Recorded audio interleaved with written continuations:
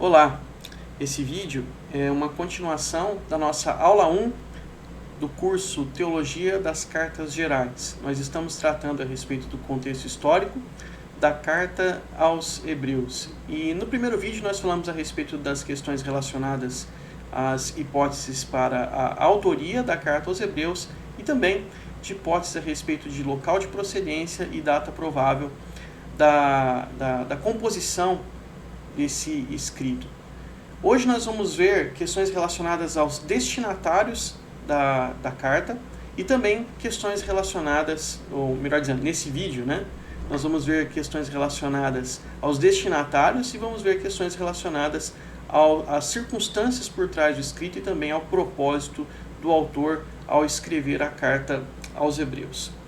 Vamos então ver o nosso primeiro assunto, a questão dos destinatários, o que é possível saber a respeito dos primeiros leitores, daquelas pessoas que receberam essa carta.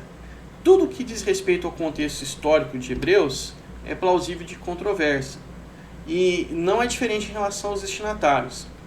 Alguns argumentam que a carta teria sido destinada a pessoas que viviam em Jerusalém. E essa hipótese é sustentada com base no fato de que o autor da carta aos Hebreus faz muitas menções ao culto, ao contexto litúrgico das cerimônias que eram celebradas em Jerusalém, particularmente no antigo templo, no segundo templo de Jerusalém. Porém, tirando esse dado, não sobra muita coisa para argumentar em favor da hipótese de Jerusalém como o endereço de destino do escrito do autor de Hebreus. Porque não era necessário que alguém morasse em Jerusalém no século I para conhecer os ritos e as cerimônias que eram realizadas no templo.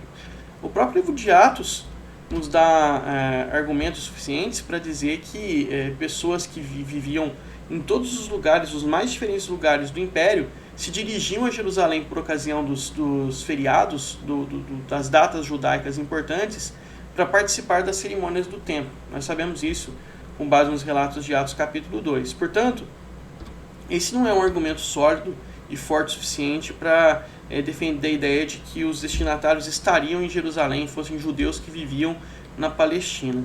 A alternativa é dizer que eles estavam em outro lugar do Império Romano, um lugar no mundo gentílico, por assim dizer, e o lugar que aparece como o candidato mais forte é a cidade de Roma, a antiga cidade de Roma. Por que Roma? Há alguns argumentos em torno da cidade de Roma, e estudiosos importantes alegam que Roma é uma boa candidata em virtude de evidências, em virtude de argumentos que nós encontramos a partir da evidência interna da própria carta. Por exemplo, William Lane, que é o escritor do famoso comentário Word Biblical, melhor dizendo, dos fascículos de Hebreus, do comentário Word Biblical, ele tem Roma como uma hipótese de trabalho com base em Hebreus 10, 32 e 34. O que está lá? O texto diz assim: lembrai-vos, porém, dos dias passados, em que, depois de serdes iluminados, suportastes grande combate de aflições, pois por um lado fostes feitos espetáculo tanto por vitupérios, como por tribulações, e por outros vos tornastes companheiros, e por outro vos tornastes companheiros dos que sim foram tratados.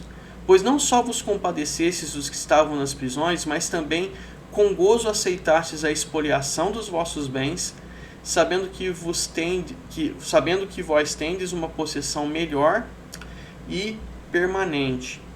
Esse texto, portanto, fala a respeito de um período em que os leitores teriam suportado uma severa tribulação, uma severa aflição em virtude da sua fé, depois de terem sido iluminados.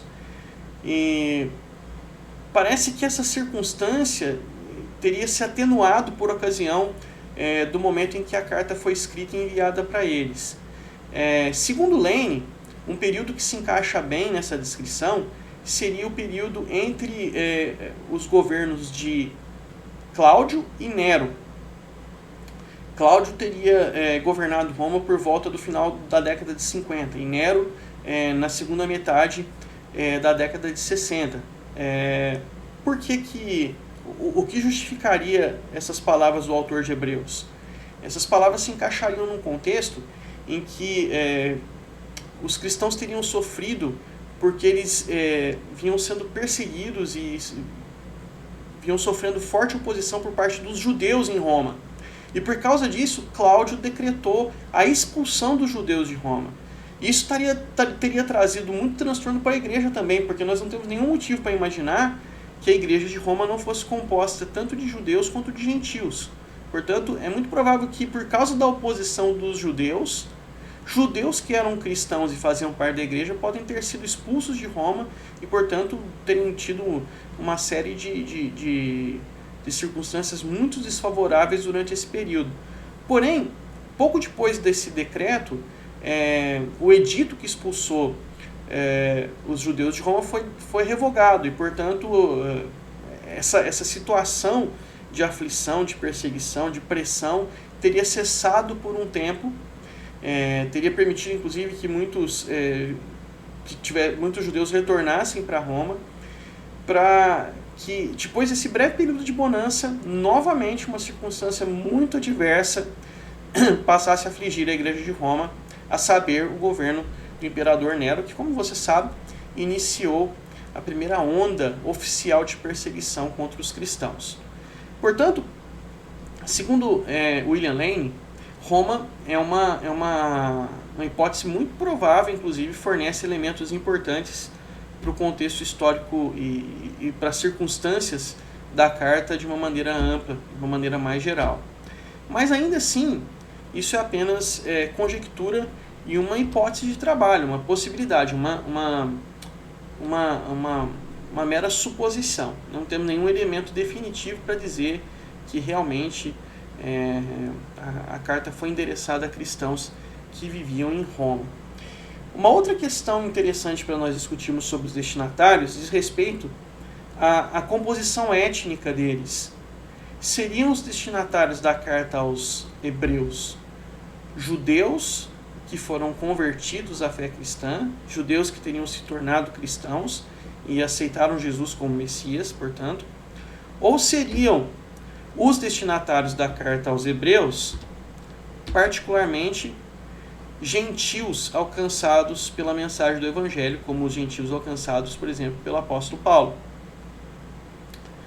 Qual seria a composição étnica da igreja, do grupo que foi endereçado por meio do escrito aos hebreus, da carta aos hebreus?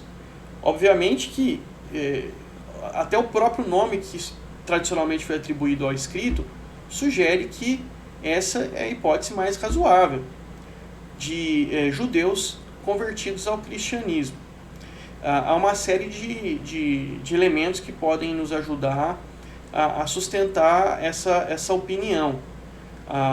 O uso abundante das escrituras sagradas, a menção prolífera a elementos da cultura judaica, ao culto, às cerimônias. O escrito tem contornos realmente de algo endereçado para pessoas que têm uma bagagem, que têm uma tradição judaica. Mas, por mais plausível que seja, nós não podemos cravar isso de maneira nenhuma. Por quê? Porque é inegável que prosélitos, ou seja, pessoas que são procedentes do mundo dos gentios, quer dizer, do mundo daqueles que não são judeus, e foram convertidos ao judaísmo, ou aquelas pessoas designadas no livro de Atos como pessoas tementes a Deus, eram pessoas que não eram judeus, etnicamente falando, mas eram pessoas que conheciam elementos da cultura judaica, e principalmente conheciam os elementos das escrituras dos judeus. É como se você dissesse hoje que um cristão que não tem uma origem judaica não conhece, não pode conhecer bem o Antigo Testamento. É impossível que ele conheça bem o Antigo Testamento. É certo que hoje o cristianismo está muito mais difundido do que no primeiro século, mas ainda assim nós temos que considerar a possibilidade de pessoas que não têm uma bagagem judaica sejam pessoas que conheciam bem o Antigo Testamento. Um bom exemplo nesse sentido é Apolo. Apolo era grego, ele não era judeu, e o livro de Atos diz que ele era eloquente nas escrituras sagradas. Então haviam pessoas que, embora não tivessem uma origem étnica judaica, ainda assim conheciam bem as escrituras e conheciam bem as tradições judaicas, entre elas as tradições relacionadas ao templo, né, ou ao culto, à liturgia. Ok? Então, não dá para cravar que os leitores fossem judeus convertidos à fé cristã, ainda que essa seja uma hipótese mais tradicional e uma hipótese bem plausível. Assim como acontece com o caso do autor, mais importante do que nós definirmos claramente que os destinatários são cristãos que viviam em Roma, ou que são judeus convertidos ao cristianismo, ou que são gentios em sua maioria, mais importante do que isso é usarmos evidências internas, ou seja, as informações contidas no próprio escrito, para traçarmos um perfil dos leitores. Fizemos isso no vídeo anterior com o autor e podemos fazer isso também com os leitores. E o que é possível saber sobre eles? É possível saber, por exemplo, que eles são da segunda geração de cristãos. O mesmo argumento que nós mencionamos em relação ao autor pode ser mencionado aqui agora para os leitores. Como escaparemos nós, e o autor se coloca aí na história, né? Se negligenciarmos tão grande salvação, a qual, tendo sido anunciada inicialmente pelo Senhor, foi-nos depois confirmada pelos que a ouviram. Então, o autor de Hebreus aqui coloca tanto a si mesmo quanto aos seus leitores na categoria da segunda geração de cristãos, ou seja, eles não foram aqueles que receberam a mensagem da salvação diretamente de Jesus, mas que receberam daqueles que dela foram testemunhas, ou seja, eles vieram a crer por meio do testemunho apostólico. Esses leitores enfrentavam um problema que é visto pelo autor de Hebreus como um problema seríssimo. Eles não estavam progredindo na fé, eles não estavam crescendo na sua vida espiritual, eles não estavam se desenvolvendo na piedade. E também em virtude disso, um problema relacionado a esse, mas um outro problema sério enfrentado por eles, é que, segundo o autor, havia um alto risco de que os leitores, de que os crentes a quem a carta é enviada, viessem a se desviar da fé, viessem a se afastar da fé cristã, se afastar da comunhão cristã. Na verdade, essa informação é o que nós podemos encontrar de mais próximo àquilo que diz respeito ao propósito para o qual o autor de Hebreus, o propósito que levou o autor de Hebreus a escrever. Mas nós vamos falar disso daqui a pouquinho. Agora, destaquemos esse elemento. Havia um problema sério vivenciado pelos cristãos que receberam esse escrito. E esse problema era: eles não estavam crescendo na fé, na velocidade e na intensidade que o autor desejava. E também, o autor via um alto risco de que... O autor via uma possibilidade bastante concreta, ainda que não tivesse acontecido, ainda que fosse ainda apenas uma possibilidade, mas o autor não descartava a possibilidade de que os seus leitores viessem a se desviar do caminho da verdade, do caminho da fé cristã. Então essas são questões que nós podemos encontrar a partir do texto de Hebreus. Por exemplo, o autor diz: vos tendes tornado tardios em ouvir, pois com efeito, quando devíeis ser mestres, atendendo ao tempo decorrido, tendes novamente necessidade de alguém que vos ensine, de novo, quais são os princípios elementares dos oráculos de Deus. Assim vos tornastes como necessitados de leite, e não de alimento sólido. E o famoso capítulo 6 de Hebreus fala a respeito da possibilidade de apostasia, do risco de apostasia, que o autor de Hebreus via como um perigo, um risco espiritual para os seus leitores. Havia desânimo por parte dos leitores, havia desânimo por parte daqueles crentes que receberam o escrito, um desânimo que os levava, por exemplo, a não congregar mais. Lá em Hebreus capítulo 10, 24, o autor diz que eles não deveriam deixar de congregar, como era o costume de alguns. Era algo que acontecia na igreja. E havia um risco de perseguição, como um eco de uma perseguição anterior que já havia afligido esses irmãos. Ainda não resististes até ao sangue, combatendo contra o pecado, como uma das versões diz. Então, são questões que compõem o perfil dos leitores. Eles estão enfrentando um momento de desânimo na sua fé, e a realidade da perseguição em virtude da sua fé é algo que os cerca, e isso traz uma grande preocupação para o escritor, para o autor de Hebreus. Ele quer, de alguma forma, trazer aos seus leitores encorajamento, ele quer motivá-los a uma caminhada cristã mais consistente, ele quer encorajá-los para que, caso a perseguição aconteça, eles permaneçam firmes, e, portanto, são elementos importantes para a nossa interpretação da carta aos Hebreus. Os leitores conheciam profundamente o autor da carta. Eles conheciam profundamente o autor da carta. Isso é verdade também em relação ao autor e, obviamente, em relação aos leitores. Havia um relacionamento, um vínculo entre eles. Na verdade, um vínculo entre pastor e ovelha. Nós já falamos um pouco disso a respeito disso no vídeo anterior. Eu peço que você assista. E esse vínculo é um elemento importantíssimo nessa carta. O autor escreve como alguém que quer ser ouvido pelos seus leitores, e os seus leitores estão na posição daqueles que devem dar ouvidos às instruções que são trazidas pelo seu pastor. Então há um relacionamento pessoal e, na verdade, um relacionamento pastoral entre o autor e os leitores. Esse versículo é um versículo muito importante para interpretarmos Hebreus, porque é como o próprio autor define o seu escrito, é uma palavra de exortação. Então, o que ele deseja? Ele deseja dar encorajamento, ele deseja dar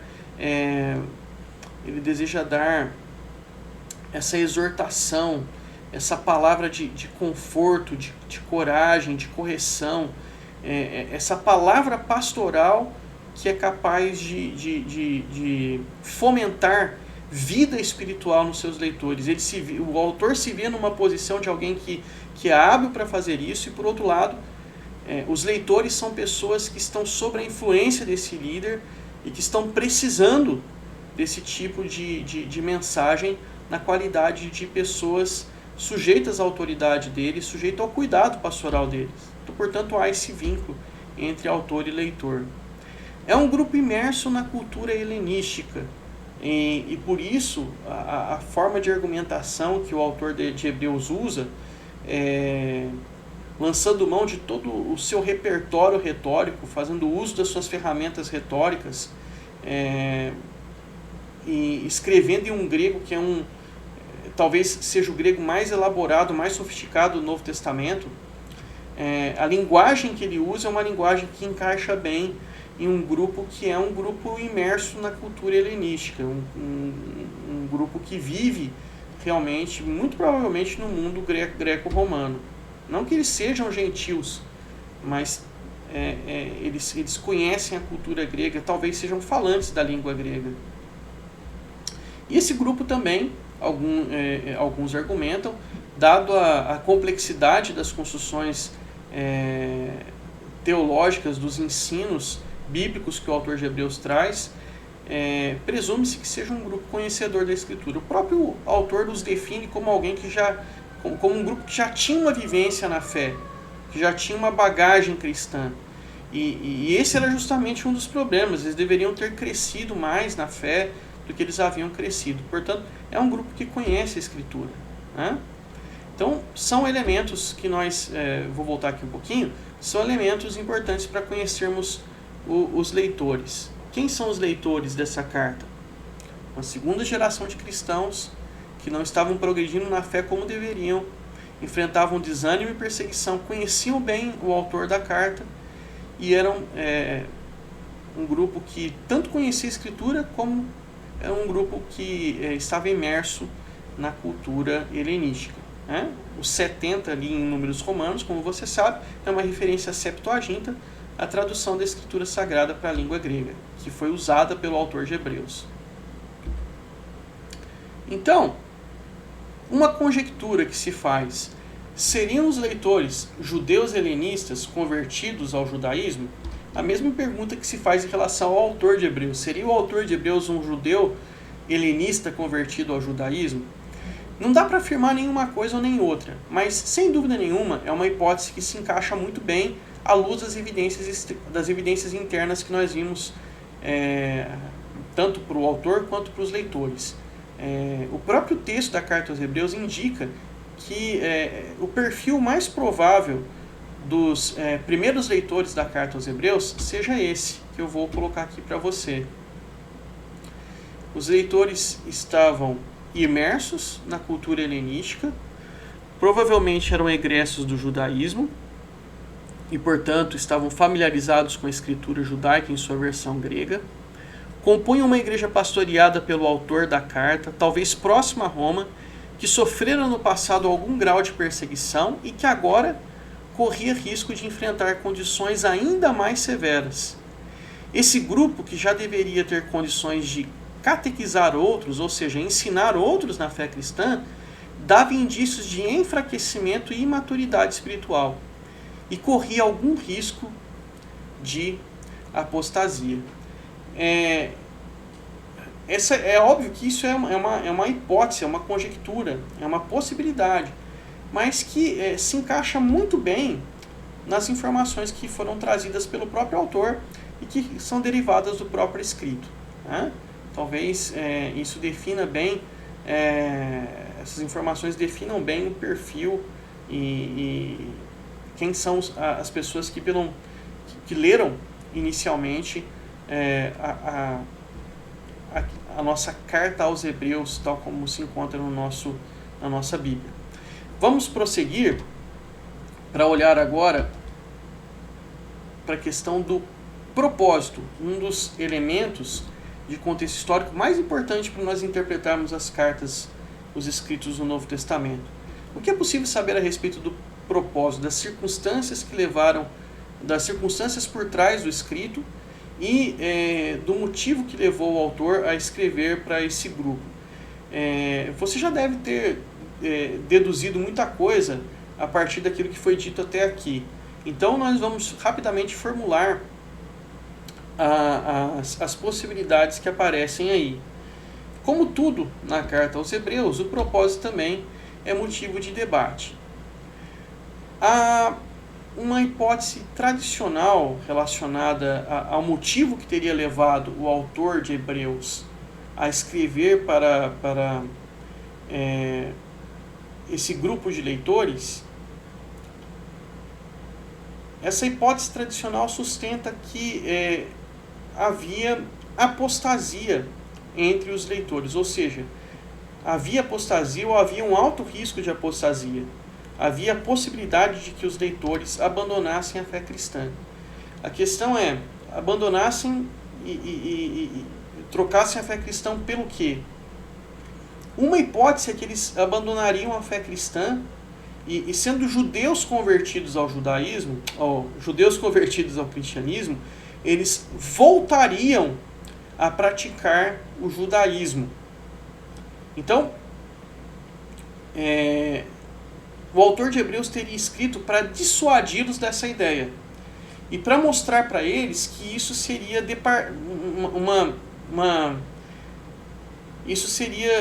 um abandono da fé cristã, porque talvez muitos pensassem: não, continuo amando a Cristo, mas vou me declarar como judeu, vou voltar ao culto judaico, vou voltar à sinagoga. Mas no meu coração continuo acreditando em Jesus como um grande mestre, como um profeta, eventualmente até como Messias, mas isso não me impede de continuar a praticar a religião judaica. E o autor de Hebreus vai mostrar para eles que o retorno às práticas levíticas, né, o retorno ao culto levítico, ao culto do Antigo Testamento, é uma apostasia, porque Jesus Cristo consumou tudo isso. Então ele teria escrito para dissuadi-los desse retorno à prática do judaísmo. Pois bem, mais recentemente, uma outra possibilidade que se apresenta é que, de fato, havia como motivação da escrita da carta aos Hebreus um risco sério de apostasia, mas não de uma apostasia para o judaísmo, e sim de uma apostasia no sentido de abandono da caminhada cristã, no sentido de abandono da fé cristã e um voltar-se para outras coisas, não necessariamente um retorno ao judaísmo. O que teria motivado o autor de Hebreus a escrever aos seus destinatários seria a sua preocupação pastoral de que, em virtude de um grande desânimo, em virtude de problemas, aflições e oposição, os seus leitores viessem simplesmente abandonar a caminhada cristã, abandonar a jornada com Cristo. Então, não seria uma apostasia para o judaísmo, mas um abandono da igreja. Simplesmente um abandono da igreja e um abandono da fé cristã. Pois bem, essa hipótese é a que é mais conhecida e é a que é geralmente a mais defendida, a mais aceita. Provavelmente é aquilo que você já ouviu quando você participou de algum estudo bíblico sobre Hebreus, alguma explicação do que estava acontecendo com Hebreus. Geralmente se aceita que os leitores de Hebreus, como judeus convertidos, provavelmente poderiam estar voltando ao judaísmo. E há alguns argumentos no sentido de defender essa hipótese. Entre eles, aqueles sustentados por Donald Carson, que está aí à sua esquerda, e por Simon Kistemaker, que está aí à sua direita, duas grandes autoridades no Novo Testamento. Autores como eles sustentam que os leitores de Hebreus estariam em alto risco de cometer apostasia e de voltarem ao judaísmo. Por quê? Porque poderia haver um saudosismo da pompa litúrgica. O culto cristão ele é muito mais simples do que o culto judaico. E pode ser que os leitores estivessem com saudade daquelas cerimônias elaboradas. Isso é uma especulação muito ampla e que não encontra nenhuma base na carta, na verdade, né? Uma outra possibilidade que é levantada é que eles estariam voltando ao judaísmo simplesmente para evitar os riscos de perseguição.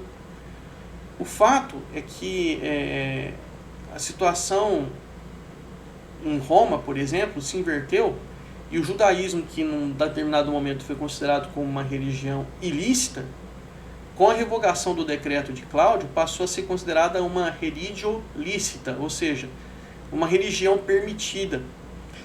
E parte da igreja que já tinha sofrido muito por causa da expulsão dos judeus de Roma e por causa do decreto de Cláudio, vislumbrando a possibilidade muito próxima no horizonte de que os cristãos começassem a ser perseguidos e viessem a ser perseguidos oficialmente, como eventualmente foram mesmo sob Nero, decidiram voltar ao judaísmo, se declararem judeus e voltarem às práticas judaicas, simplesmente para evitarem uma perseguição em virtude da sua fé em Jesus.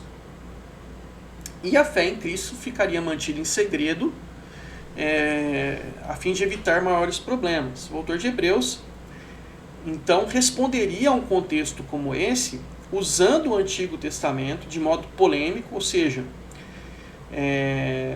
usando o Antigo Testamento de modo apologético, a fim de argumentar de maneira muito intensa, muito severa contra essa prática, mostrando a superioridade de Cristo em relação a todos esses a todos esses sacrifícios, rituais, todas essas cerimônias do Antigo Testamento.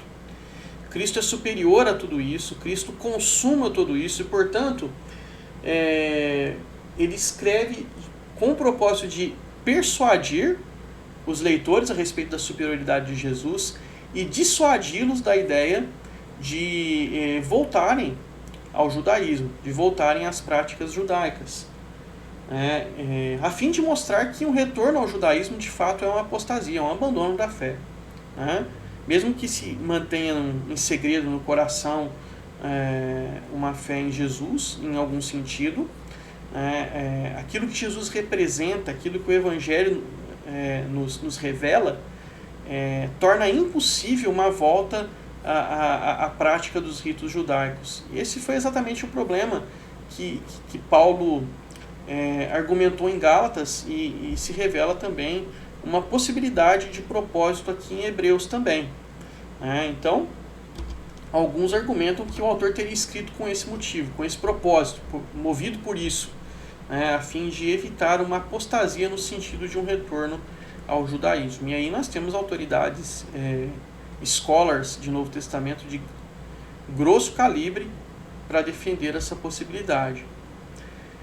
Mas existe também essa ideia de que talvez o que está por trás de Hebreus seria a realidade, sim, de apostasia, mas não de uma apostasia no sentido do judaísmo, mas aquele tipo de apostasia que qualquer crente em qualquer momento pode experimentar. Veja bem, deixa eu fazer um esclarecimento aqui. Eu estou simplesmente argumentando à luz daquilo que se encontra na carta, sem entrar em debates teológicos aqui. Eu sou calvinista, e como calvinista eu acredito que o salvo nunca perde a sua salvação. O que nós estamos falando aqui é de uma realidade observável. Pessoas que estão na igreja eventualmente deixam a igreja. Pessoas que se declaram cristãs, que professam sua fé em Jesus, eventualmente elas abandonam a caminhada na comunidade de fé e se voltam para qualquer outra coisa. Então eu não estou falando aqui de perda da salvação. Isso é algo que é da alçada tão somente de Deus, garantir a nossa eterna salvação. Estou falando aqui da perspectiva de pastor de igreja, que é a perspectiva do autor de Hebreus. Ele sabe que pessoas que estão hoje na igreja eventualmente podem esmorecer e abandonar a sua caminhada visível de fé em Cristo. Se elas são salvas, se elas vão voltar, isso é outra história. Mas a questão é, como um pastor preocupado com as suas ovelhas, o autor não quer que isso aconteça. E se você é um pastor como eu sou também, essa é uma das circunstâncias que mais nos aflige como pastor. Nós não queremos ver as nossas ovelhas desgarradas, não queremos vê-las abandonando a igreja, não queremos vê-las longe do rebanho. E, portanto, se você é um pastor zeloso, quando você vê alguém da sua igreja se afastar da comunhão, você vai atrás dessa pessoa. A gente não adianta a gente entrar aqui num debate teológico a respeito da perda ou não da salvação. É uma realidade de fato. E é essa realidade de fato que o autor de Hebreus está que está movendo o autor de Hebreus a ação. Então, essa hipótese da qual eu vou falar agora, ela não assume que os leitores estariam deixando a fé cristã e se voltando ao judaísmo. Simplesmente assume que crentes eventualmente abandonam a igreja. E isso eventualmente pode de fato significar que essas pessoas revelam que não têm mesmo uma fé salvadora em Cristo Jesus. E levando isso em consideração, nós estamos diante de um alto risco espiritual para essas pessoas. que fatores estariam colocando em risco a vida espiritual dos leitores? Uma outra autoridade no Novo Testamento, bastante reconhecida, Harry Attridge, ou H. Attridge, o autor do comentário de Hebreus da coleção Hermeneia, uma coleção importante também,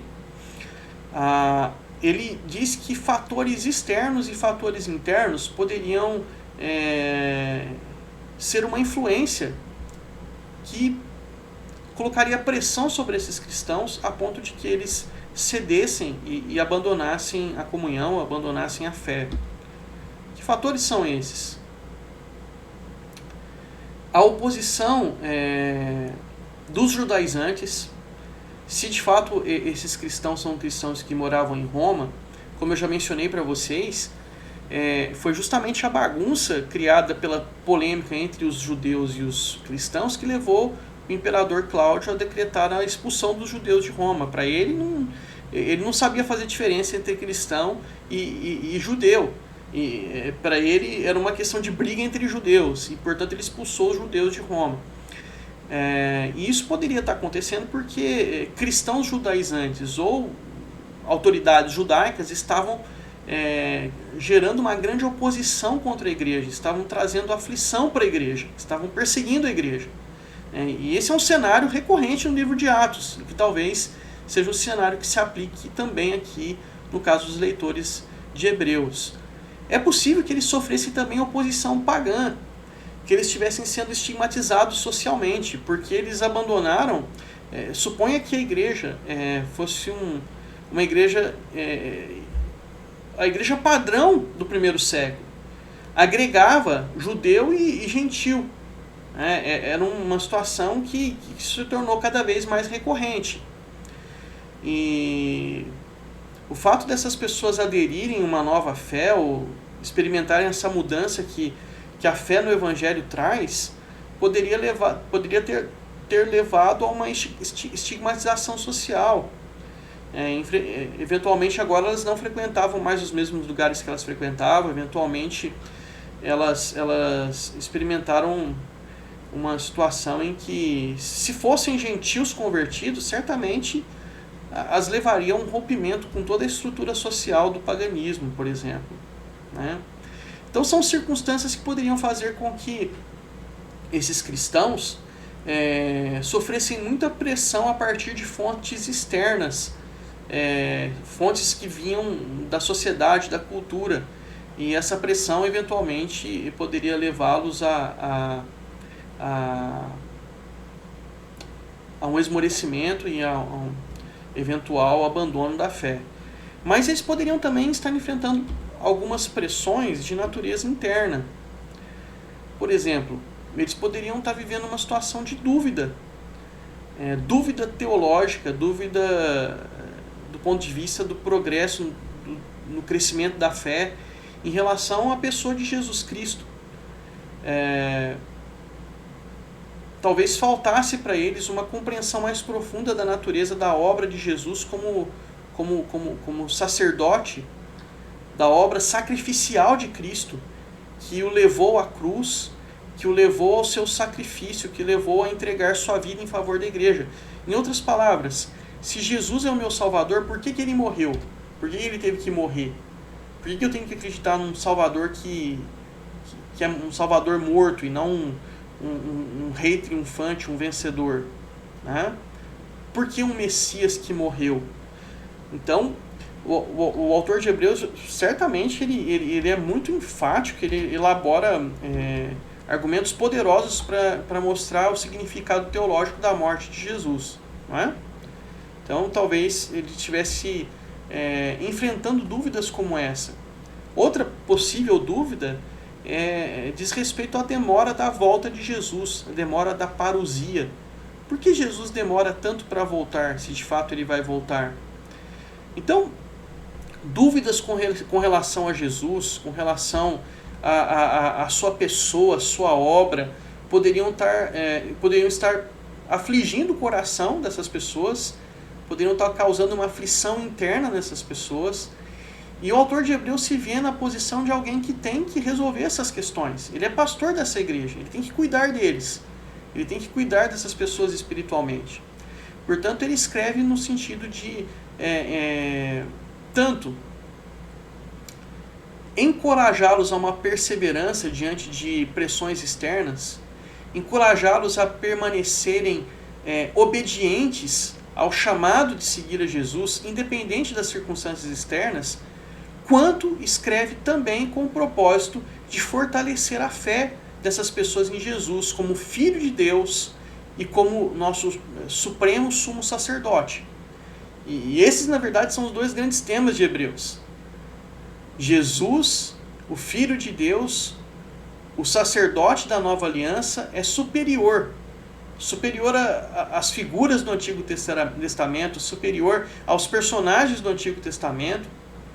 Porque Jesus é superior, depositem nele uma fé viva, uma fé fervorosa. E tendo em vista aquilo que Jesus fez por você, mantenha-se obediente a Ele, mantenha-se obediente ao seu chamado, persevere até o fim, não esmoreça. Que esses temas estão ali, estão. Se eles foram causados por essa composição que o R. Treat apresenta aqui pra gente, eu não posso dizer para você com certeza.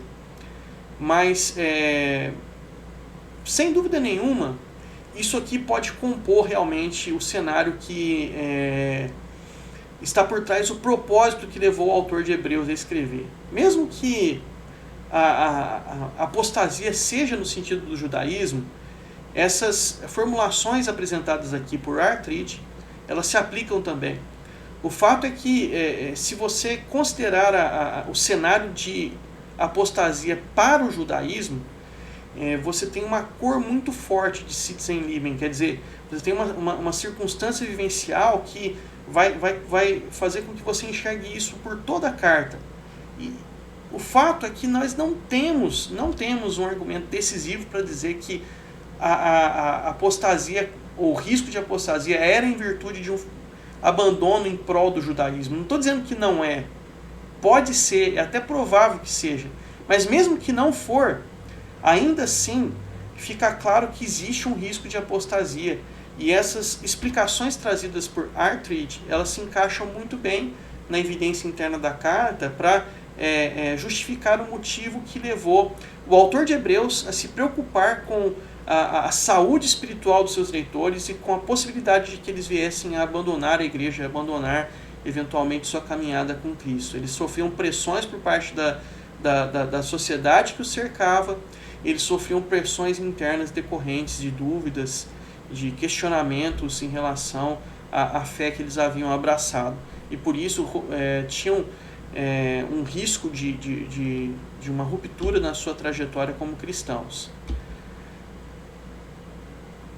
Então, o autor escreve, como eu já descrevi para vocês, para exortá-los a uma obediência perseverante, e o autor escreve também a fim de renovar e fortalecer a confissão de fé dos leitores na obra de Jesus Cristo, a fortalecer o pacto de fé e de amor que eles firmaram com Jesus. É por isso que o autor, então, escreve, tanto para exortá-los a uma obediência perseverante, quanto para fortalecer e renovar a fé pactual que eles depositaram em Jesus Cristo como Senhor e Salvador da vida deles. Então, esse é um cenário que nós temos para propósito, e Donald Guthrie, que nós já mencionamos anteriormente, um outro importante erudito de Novo Testamento, coloca o propósito também nessas categorias mais gerais. Ele diz: é possível que o autor de Hebreus tenha escrito para encorajar um grupo de crentes desanimados e à deriva do real cristianismo, apoiando o seu comprometimento na direção de Deus, estimulando-os a perseverar em sua fidelidade a Cristo. Em outras palavras, Guthrie aqui também menciona uma exortação à perseverança e um estímulo para fortalecer a fidelidade a Jesus Cristo, né? Então são alguns temas que vão se repetindo ao longo da carta e que nos levam a considerar que realmente é muito provável que o autor de Hebreus tenha escrito com esse propósito mesmo. O autor de Hebreus tem escrito com a intenção de fortalecer a fé dos seus leitores em Jesus, colocando Jesus como tema central da sua carta, particularmente a obra sacrificial de Jesus, a sua posição exaltada de Filho de Deus, de Rei do Universo. E também, por outro lado, o autor de Hebreus ele traz exortações bastante fervorosas para que os leitores permaneçam obedientes a Jesus, perseverem na sua trajetória cristã. Isso vai compor a própria estrutura da carta. Nós vamos falar disso na nossa próxima aula. Eu não quero adiantar esse assunto aqui, me empolgar e adiantar esse assunto para não alongar muito esse vídeo também, que já está com 45 minutos e, portanto, é hora de nós terminarmos. Então, entre esses dois cenários, o que compõe o propósito da carta aos Hebreus? Seria o caso de uma apostasia rumo ao judaísmo? Seria uma situação de abandono da igreja? É difícil cravar, embora, como eu disse para vocês, essa hipótese do abandono no sentido ao judaísmo é mais reconhecida. Mas o fato é que essas duas leituras levaram ao surgimento de duas posições em relação a qual seria o tom que o autor escreveu. Ele teria usado o Antigo Testamento de forma polêmica e persuasiva a fim de dissuadir a ideia de um retorno ao judaísmo, ou ele teria usado o Antigo Testamento de maneira mais didática, mais pastoral, a fim de simplesmente encorajar os leitores a permanecerem firmes na fé, a exortá-los à obediência e à perseverança. Me parece, e é impossível não ver isso na carta aos Hebreus, que realmente o autor escreveu em um tom polêmico. Ele, de fato, escreve de maneira bastante apologética, ele usa recursos de retórica para convencer, para dissuadir. Ele faz uma polêmica quanto à possibilidade de esmorecimento na fé, de abandono da fé. Mas isso não impede também que nós vejamos que, como um pastor dedicado, ele tem a intenção de ensinar. Então, eu entendo que nós não precisamos colocar uma coisa a despeito da outra. Eu creio que é possível vermos o uso do Antigo Testamento por parte do autor de Hebreus, pensando nessa questão do propósito para o qual ele usou o Antigo Testamento e aplicou o Antigo Testamento na carta. As duas possibilidades são viáveis. Ele escreveu usando elementos de retórica, usando um discurso persuasivo, polemizando contra questões que ele considera como erradas. Escreveu também com o propósito de instruir, de edificar, de fortalecer a fé e, portanto, de modo didático. O que nós podemos, então, concluir a respeito do propósito para o qual o propósito que levou o autor de Hebreus a escrever a sua carta? O autor escreveu com o propósito pastoral de levar sua comunidade ao crescimento espiritual, fazendo uma revisão geral da fé apostólica para proteger e fortalecer a igreja. O uso da escritura dessa forma é tanto polêmico quanto didático. Ele faz abundante uso da Septuaginta a partir de uma perspectiva da história da redenção, tanto para demonstrar a seus leitores a superioridade de Jesus, o Filho de Deus revelado, o verdadeiro sumo sacerdote, sobre todos os rituais da antiga aliança, quanto para exortá-los a uma fé perseverante e obediente em Jesus. Então, meus queridos e queridas alunas, nós vimos aqui uma série de informações importantes para a interpretação de Hebreus com relação a contexto histórico. Falamos a respeito da autoria de Hebreus e, nesse sentido, traçamos um perfil do autor de Hebreus. Vimos que ele era provavelmente um judeu proveniente do mundo helênico, um pastor dessa comunidade que escreve com coração pastoral, de maneira fervente, de maneira enfática, a destinatários que ele conhecia bem, usando todo o seu amplo conhecimento, tanto da retórica helênica quanto do seu treinamento rabínico, para apresentar a Escritura aos seus leitores a fim de instruí-los na fé. Vimos que é difícil saber aonde e quando a epístola foi escrita, mas uma possibilidade é que a epístola teria sido escrita em qualquer outro lugar que não Roma, endereçada para Roma, e em uma data provavelmente entre o ano 55 e o ano 64. Os leitores talvez fossem cristãos que morassem perto de Roma, talvez fossem judeus convertidos ao judaísmo, mas não é possível afirmar. É possível também que houvesse entre os leitores gentios convertidos à fé cristã. E nós sabemos que eles eram pessoas próximas do autor, que provavelmente era o pastor deles.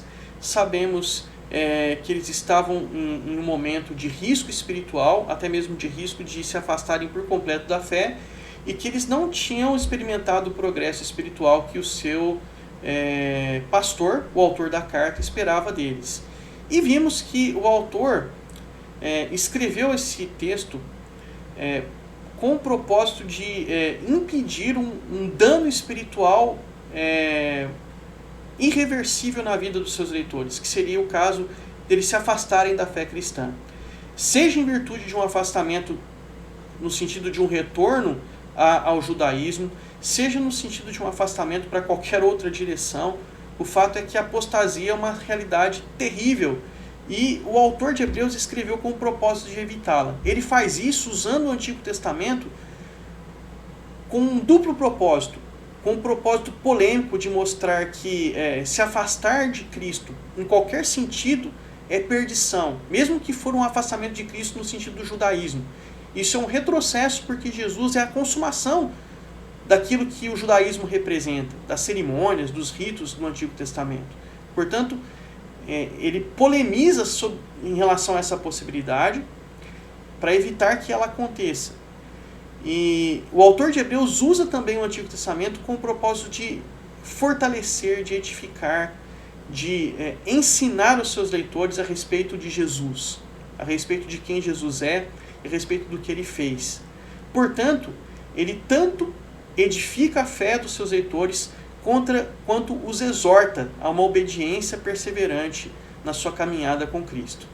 Esse é o propósito para o qual o autor de Hebreus, o propósito pelo qual o autor de Hebreus escreveu aos seus destinatários. Nas nossas próximas aulas nós pretendemos falar a respeito da estrutura que surge em torno desse propósito, e nós pretendemos falar também a respeito de outras questões relacionadas à Carta aos Hebreus como literatura, questões relacionadas ao gênero literário, à estrutura literária da Carta aos Hebreus. Vejo você na nossa próxima aula.